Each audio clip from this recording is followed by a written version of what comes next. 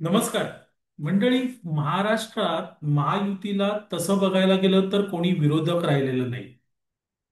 महाविकास आघाडीची आमदारांची संख्या 46 आहे. त्यामध्ये शरद पवार यांचे 10 आमदार, शिवसेनेचे 20 आमदार म्हणजे उभाटा सेनेचे 20 आमदार आणि काँग्रेसचे 16 आमदार आहेत. राष्ट्रवादी काँग्रेस शरद पवार गट हा कधीही सत्तेत जाऊ शकतो अशी स्थिती आहे. आणि त्यामुळे ती मंडळी महायुतीशी पंगा घेत नाहीये. सध्या महायुतीशी पंगा कोण घेत आहे तर ती म्हणजे उबाटा सेना. कारण काँग्रेसमध्येही तेवढी धमक राहिलेली नाहीये. अशा वेळेस महाराष्ट्रातील मराठी मीडिया हा विरोधकांची भूमिका बजावतोय. नुकताच मुंबईत पाऊस झाला आणि त्या पावसामध्ये वरळी येथील मेट्रो स्टेशनमध्ये पाणी भरलं, भुयारी स्टेशनमध्ये पाणी भरलं. तुम्ही त्या सगळ्याचं वार्तांकन जर तुम्ही बघितलं असेल तर असं वाटत होतं की मीडियाला खूप मोठा आनंद झालेला आहे. फडणवीस सरकार कुठेतरी फेल झालं याचं खूप मोठं अप्रूप मीडियाला आहे. आणि तेच आपल्याला साधारण बघायला मिळतं. हा जो मीडिया आहे हाच मीडिया महायुतीमध्ये फूट कशी पडेल यासाठी टपून बसलेला आहे. कारण विरोधकांना माहिती आहे की महायुतीमध्ये फूट पडू शकत नाहीये. आपण एवढ्या संख्येने नाही आहोत की ज्यामुळे महायुतीमध्ये फूट पडेल आणि हे सरकार पडेल. आणि त्यामुळे तेही सरकारबद्दल आस्ते भूमिका घेत आहे. मात्र मीडिया हा कायमच महायुतीमध्ये फूट पडेल आणि हे सरकार कोसळेल असे मनोरथ बांधून उभा आहे. मंडळी, एकंदरीत काय तर महायुती फुटणार नाही हे निश्चित आहे.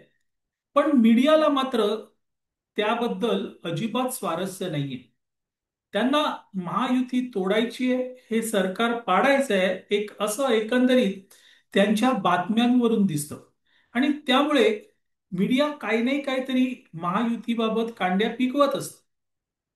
मीडियाने मध्यंतरी कांडी पिकवली की एकनाथ शिंदे नाराज, त्यांना मुख्यमंत्री पद मिळालं नाही म्हणून ते नाराज आहेत, ते गावाला निघून गेले.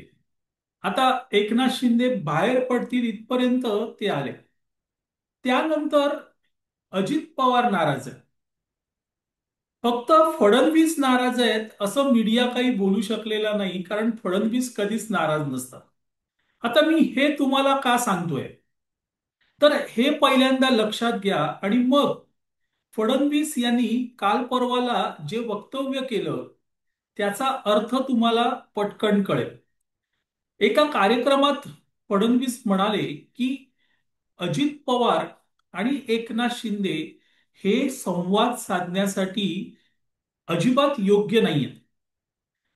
याचा अर्थ काय होतो मित्रांनो की मीडियाचं ऐकाल तर निश्चितच मीडियाने लगेच बातम्या सुरू केल्या की महायुतीमध्ये काहीही आलबेल नाहीये.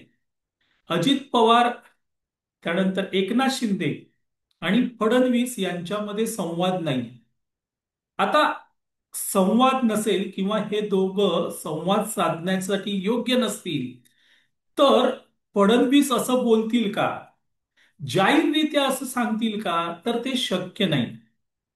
कारण फडणवीस यांचं राजकारण आपण मागच्या काही वर्षांमध्ये अगदी जवळून बघितलेलं आहे.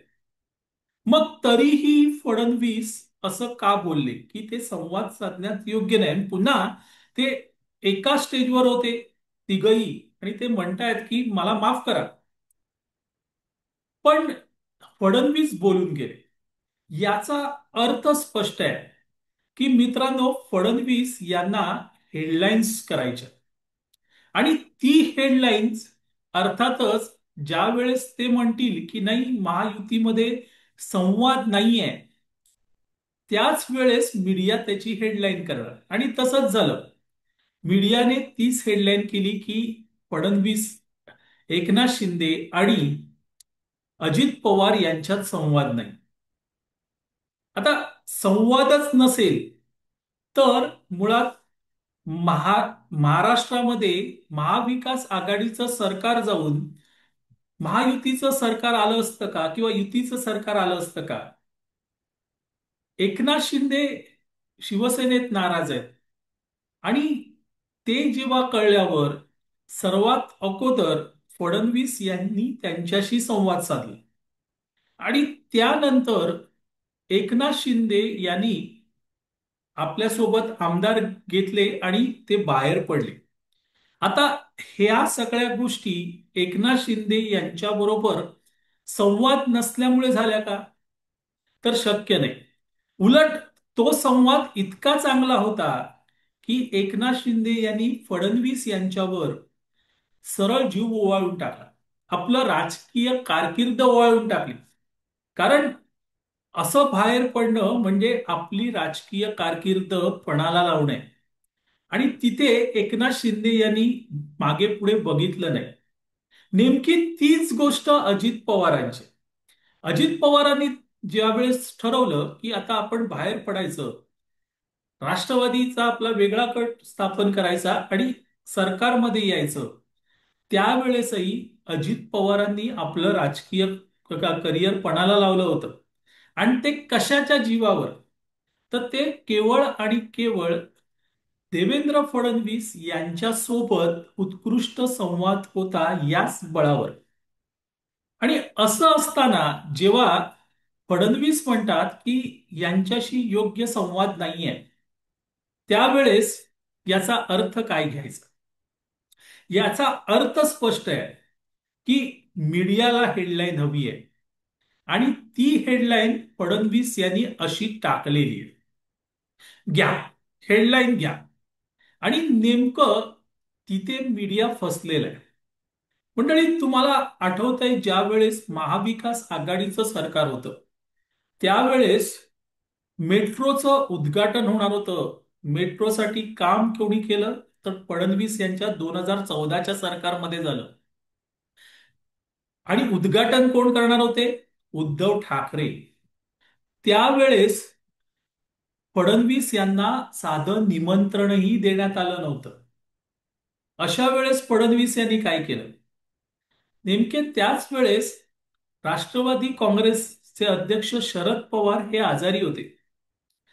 फडणवीस त्याच दिवशी, ज्या दिवशी उद्घाटन होत आहे त्याच दिवशी उठले, तडक उठले. फडणवीस विरोधी पक्ष नेते होते त्यावेळेस. आणि ते सरळ सिल्वर ओकला गेले आणि तिथे त्यांनी शरद पवार यांची भेट घेतली. मंडळी, उद्घाटनाची बातमी 2 मिनिटंही नाही. हेडलाईन्स कुठल्या झाल्या? फडणवीस शरद पवारांना भेटले. ह्या हेडलाईन झाल्या. उद्घाटनाच्या ती बातमी किल झाली, मेली. अशा प्रकारे फडणवीस यांना चांगलं माहिती आहे की मीडियाला कसं खेळवायचं. आणि तेच नेमकं त्यांनी करून दाखवलं ज्यावेळेस ते म्हणाले की शिंदे आणि पवार यांच्यासोबत योग्य संवाद नाहीये. तेच त्यांनी केलं. मीडियाला हेडलाईनची अपेक्षा होती. युतीमध्ये अगदी खडा जरी म्हणजे काही आपलं खुट्ट जरी झालं तरीही मीडिया ते हेडलाईन करणार. इथे तर फडणवीस स्वतःच सांगत होते की आमच्यात संवाद नाहीये. ही हेडलाईन देण्यासाठी फडणवीस असं बोलले. मीडियाला चक्क फडणवीसांनी मामा बनवला. असो मंडळी, तुर्तास इथे थांबतो. मी आबा माळकर आपली रजा घेतो. मंडळी, लक्षवेध आणि आर्यावर्त हे दोन्ही चॅनल माझे आहेत. लक्षवेधच्या मध्ये काही कारणाने माझे नोटिफिकेशन, व्हिडिओचे नोटिफिकेशन जात नव्हते आणि त्यामुळे कोणाशी भांडायचं, कशाला भांडायचं, त्यापेक्षा मी एक वेगळा चॅनल सुरू केला, आर्यावर्त. आर्यावर्तमध्ये देखील हाच व्हिडिओ असणार आहे. त्या चॅनलला तुम्ही जास्तीत जास्त लाईक करा, जेणेकरून इथून नोटिफिकेशन नाही आलं तर तिथून नोटिफिकेशन तुम्हाला येईल आणि तुम्हाला माझे व्हिडिओ बघायला मिळतील. धन्यवाद.